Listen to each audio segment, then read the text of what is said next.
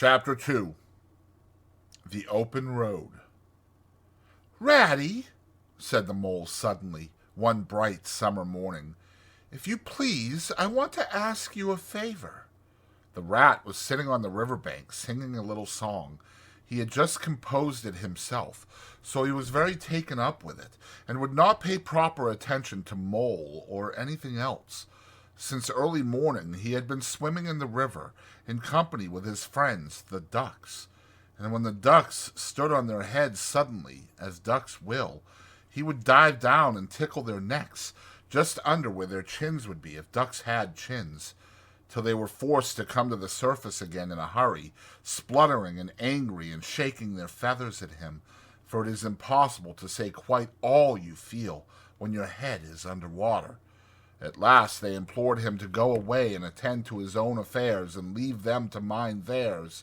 So the rat went away and sat on the riverbank in the sun and made up a song about them, which he called Duck's Ditty. "All along the backwater, through the rushes tall, ducks are dabbling up tails all, ducks' tails, drakes' tails, yellow feet a-quiver, yellow bills all out of sight, busy in the river, slushy green undergrowth where the roach swim, here we keep our larder, cool and full and dim, every one for what he likes, we like to be, heads down, tails up, dabbling free, high in the blue above, swift swirling call, we are down a-dabbling up tails all."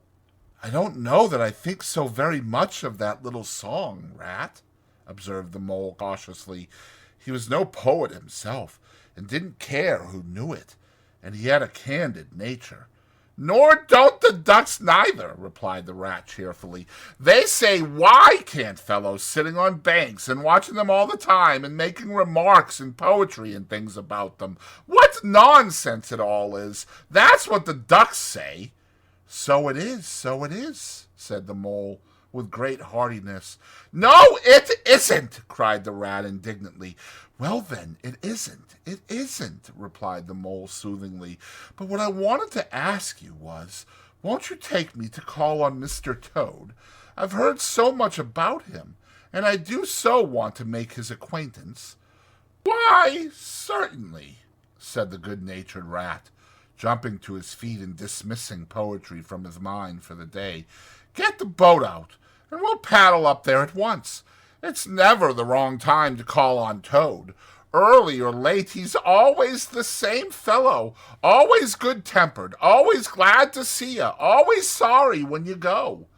"He must be a very nice animal," observed the mole as he got into the boat and took the sculls, while the rat settled himself comfortably in the stern.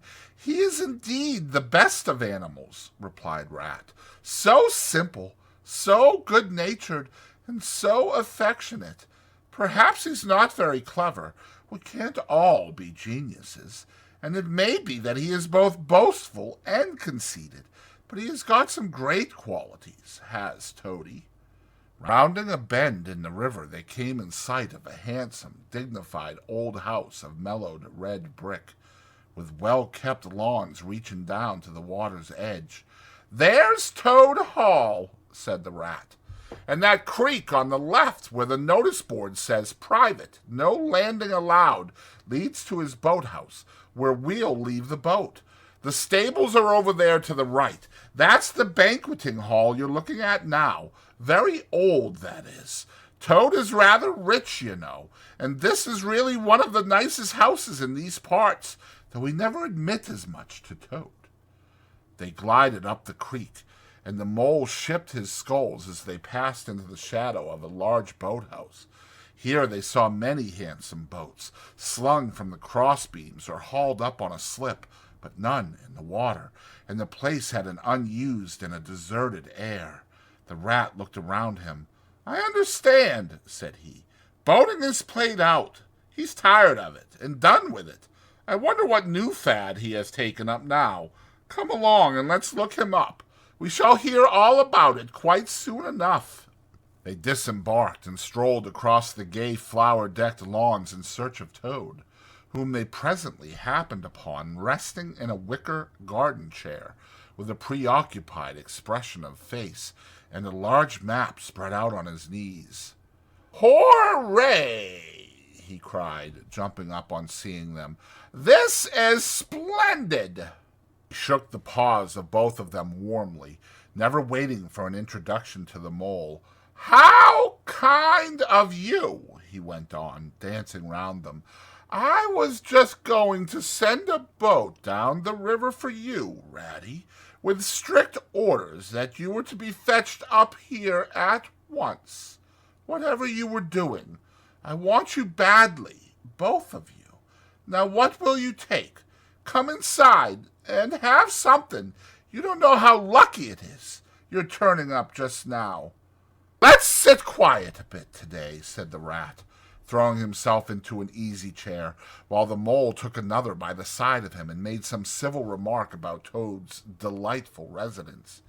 "Finest house on the whole river," cried Toad boisterously. "Or anywhere else, for that matter," he could not help adding. Here the rat nudged the mole. Unfortunately, the Toad saw him do it, and turned very red. There was a moment's painful silence. Then Toad burst out laughing. "Oh, right, Ratty," he said. "It's only my way, you know. And it's not such a very bad house, is it? You know, you rather like it yourself. Now look here, let's be sensible. You are the very animals I wanted. You've got to help me. It's most important." "It's about your rowing, I suppose," said the rat with an innocent air. "You're getting on fairly well, though you splash a good bit still. With a great deal of patience and any quantity of coaching, you may—" "Oh, pooh, boating," interrupted the Toad in great disgust. "Silly, boyish amusement. I've given that up long ago. Sheer waste of time. That's what it is. It makes me downright sorry to see you fellows, who ought to know better, spending all your energies in that aimless manner. No, I've discovered the real thing, the only genuine occupation for a lifetime. I propose to devote the remainder of mine to it, and can only regret the wasted years that lie behind me, squandered in trivialities. Come with me, dear Ratty, and your amiable friend also, if he will be so very good, just as far as the stable yard, and you shall see what you shall see." He led the way to the stable yard accordingly, the rat following with a most mistrustful expression. And there, drawn out of the coach-house into the open, they saw a gypsy caravan, shining with newness, painted a canary yellow, picked out with green and red wheels. "There you are!" cried the Toad, straddling and expanding himself. "There's real life for you, embodied in that little cart. The open road, the dusty highway, the heath, the common, the hedgerows, the rolling downs, camps, villages, towns, cities. Here today, up and off somewhere else tomorrow. Travel, change, interest, excitement. The whole world before you, and a horizon that's always changing. And mind! This is the very finest cart of its sort that was ever built, without any exception. Come inside and look at the arrangements. Planned them all myself, I did." The mole was tremendously interested and excited, and followed him eagerly up the steps and into the interior of the caravan. The rat only snorted and thrust his hands deep into his pockets, remaining where he was. It was indeed very compact and comfortable. Little sleeping bunks, a little table that folded up against the wall, a cooking stove, lockers, bookshelves, a bird cage with a bird in it, and pots, pans, jugs, and kettles of every size and variety. "All complete," said the Toad triumphantly, pulling open a locker. "You see, biscuits, potted lobster, sardines, everything you could possibly want. Soda water here, baccy there, letter paper, bacon, jam, cards and dominoes you'll find," he continued, as they descended the steps again. "You'll find that nothing whatever has been forgotten when we make our start this afternoon. I beg your pardon," said the rat slowly, as he chewed a straw, "but did I overhear you say something about we, and start, and this afternoon?"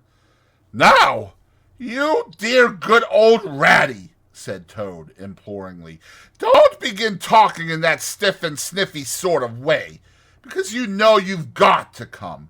I can't possibly manage without you, so please consider it settled, and don't argue. It's the one thing I can't stand. You surely don't mean to stick to your dull, fusty old river all your life, and just live in a hole in a bank and boat. I want to show you the world. I'm going to make an animal of you, my boy." "I don't care," said the rat doggedly. "I'm not coming, and that's flat, and I am going to stick to my old river, and live in a hole, and boat, as I've always done. And what's more, Mole's going to stick to me and do as I do, aren't you, Mole?" "Of course I am," said the Mole loyally. "I'll always stick to you, Rat, and what you say is to be has got to be. All the same, it sounds as if it might have been, well, rather fun, you know," he added wistfully. Poor Mole! The life adventurous was so new a thing to him, and so thrilling, and this fresh aspect of it was so tempting, and he had fallen in love at first sight with the canary-colored cart and all its little fitments. Rat saw what was passing in his mind and wavered. He hated disappointing people, and he was fond of the Mole, and would do almost anything to oblige him. Toad was watching both of them closely. "Come along in and have some lunch," he said diplomatically, "and we'll talk it over. We needn't decide anything in a hurry. Of course, I don't really care. I only want to give pleasure to you fellows. Live for others. That's my motto in life." During lunching, which was excellent, of course, as everything at Toad Hall always was, the Toad simply let himself go. Disregarding the rat, he proceeded to play upon the inexperienced Mole as on a harp. Naturally a voluble animal, and always mastered by his imagination, he painted the prospects of the trip and the joys of the open life and the roadside in such glowing colors that the Mole could hardly sit in his chair for excitement. Somehow, it soon seemed taken for granted by all three of them that the trip was a settled thing, and the rat, though still unconvinced in his mind, allowed his good nature to override his personal objections. He could not bear to disappoint his two friends, who were already deep in schemes and anticipations, planning out each day's separate occupation for several weeks ahead. When they were quite ready, the now triumphant Toad led his companions to the paddock and set them to capture the old gray horse, who, without having been consulted, and to his own extreme annoyance, had been told off by Toad for the dustiest job in this dusty expedition. He frankly preferred the paddock, and took a deal of catchin'. Meantime, Toad packed the lockers still tighter with necessaries, and hung nose-bags, nets of onions, bundles of hay, and baskets from the bottom of the cart.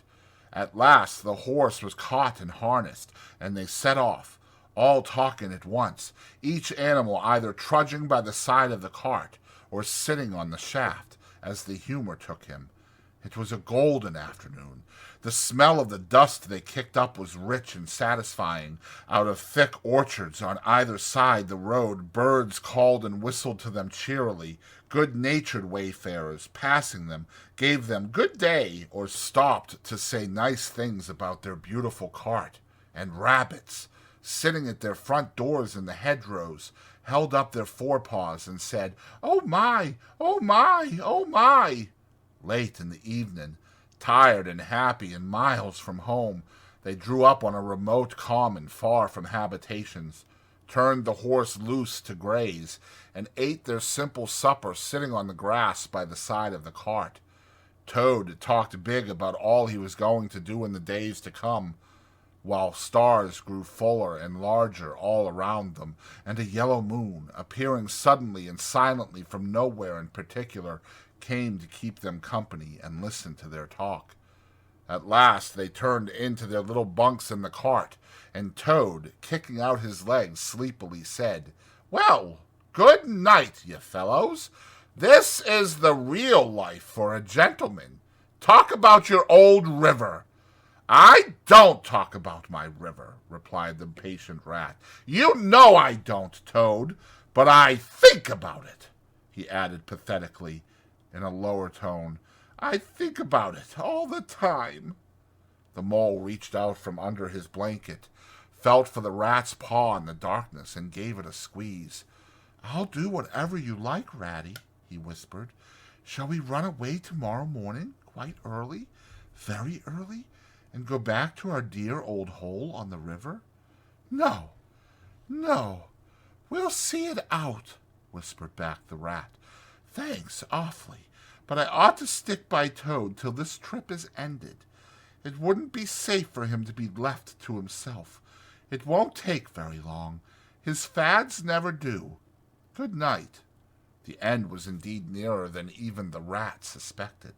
After so much open air and excitement, the Toad slept very soundly, and no amount of shaking could rouse him out of bed next morning.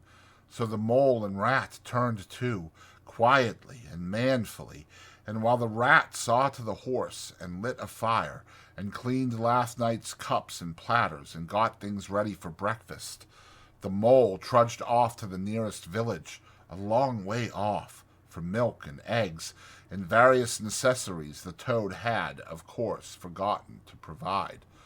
The hard work had all been done, and the two animals were resting, thoroughly exhausted, by the time Toad appeared on the scene, fresh and gay, remarking what a pleasant, easy life it was they were all leading now, after the cares and worries and fatigues of housekeeping at home.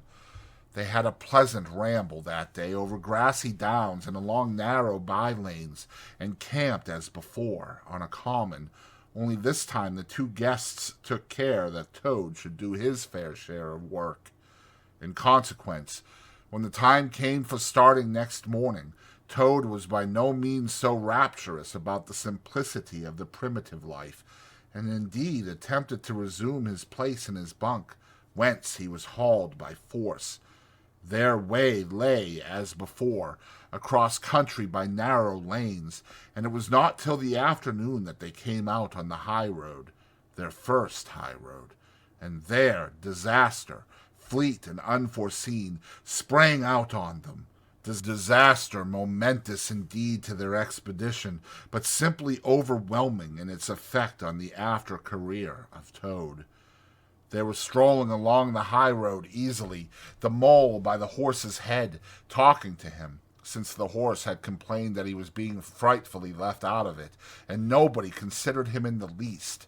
The Toad and the water rat walking behind the cart, talking together.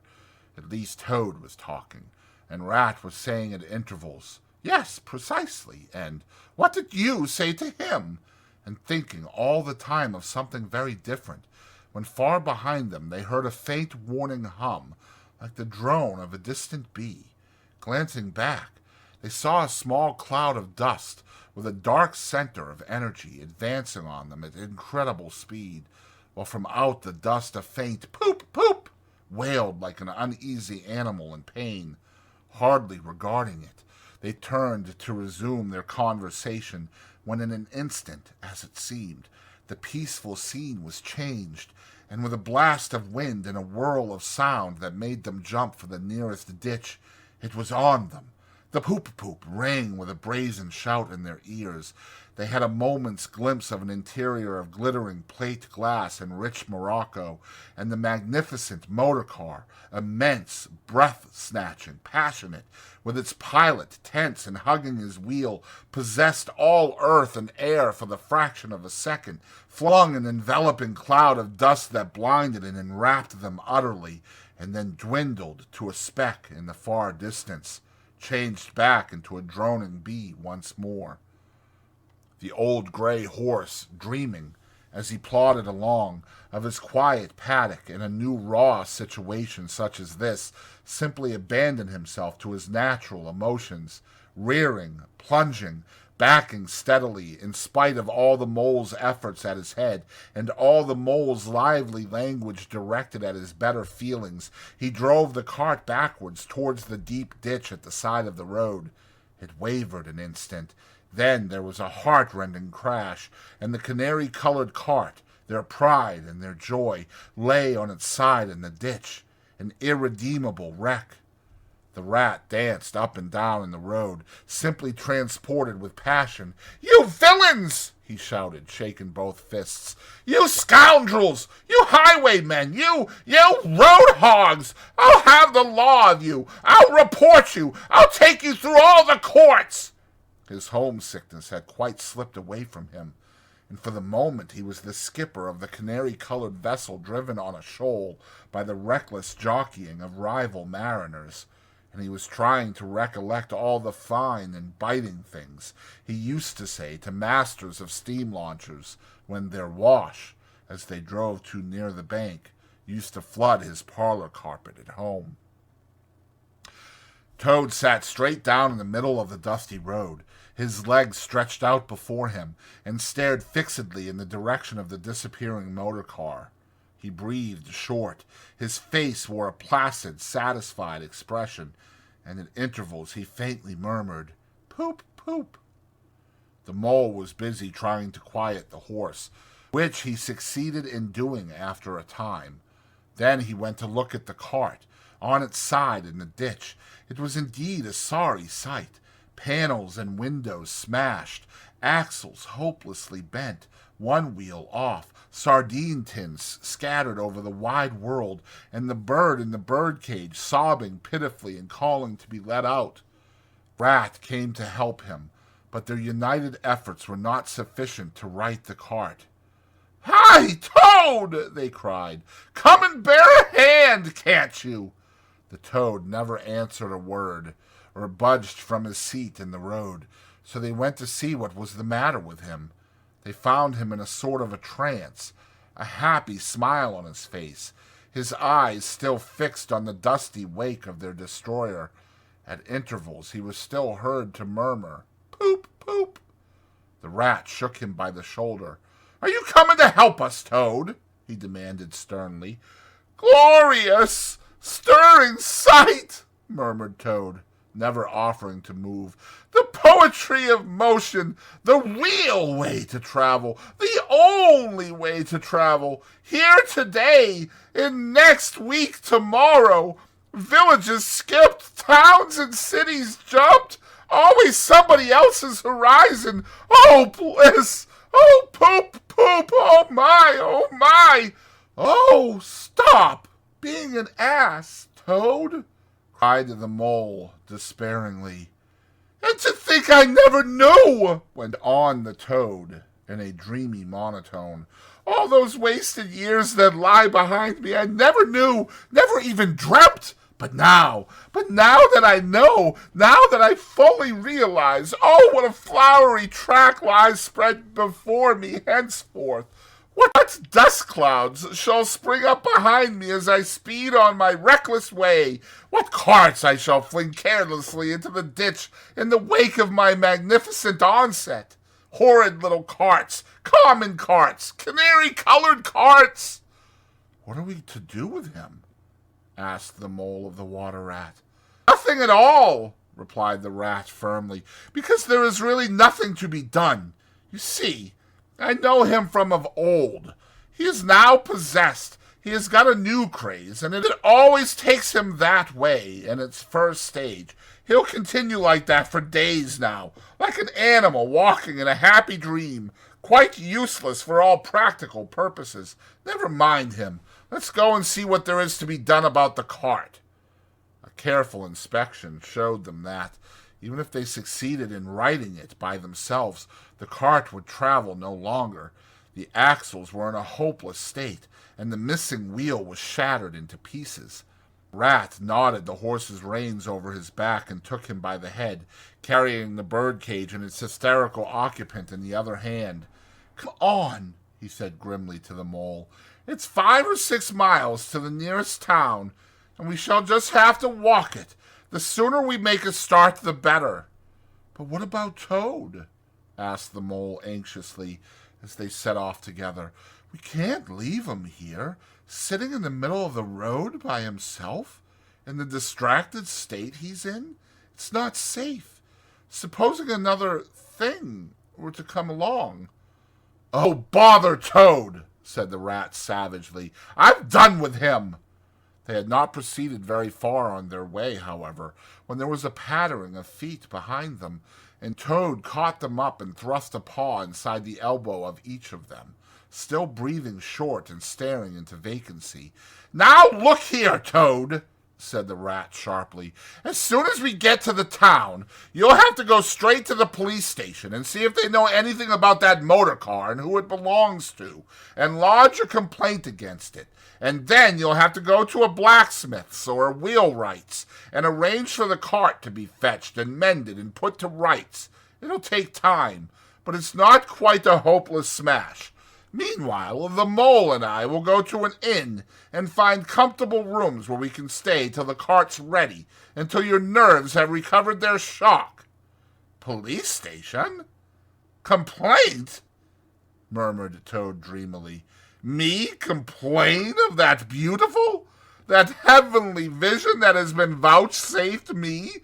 Mend the cart? I've done with carts forever. I never want to see the cart or to hear of it again. Oh, Ratty, you can't think how obliged I am to you for consenting to come on this trip. I wouldn't have gone without you, and then I might never have seen that swan, that sunbeam, that thunderbolt. I might never have heard that entrancing sound or smelt that bewitching smell. I owe it all to you, my best of friends." The rat turned from him in despair. "You see what it is," he said to the mole, addressing him across Toad's head. "He's quite hopeless. I give it up. When we get to the town, we'll go to the railway station, and with luck we may pick up a train there that'll get us back to Riverbank tonight. And if ever you catch me going a-pleasuring with this provoking animal again," he snorted, and during the rest of that weary trudge addressed his remarks exclusively to Mole. On reaching the town, they went straight to the station and deposited Toad in the second-class waiting room, giving a porter 2 pence to keep a strict eye on him. They then left the horse at an inn stable and gave what directions they could about the cart and its contents.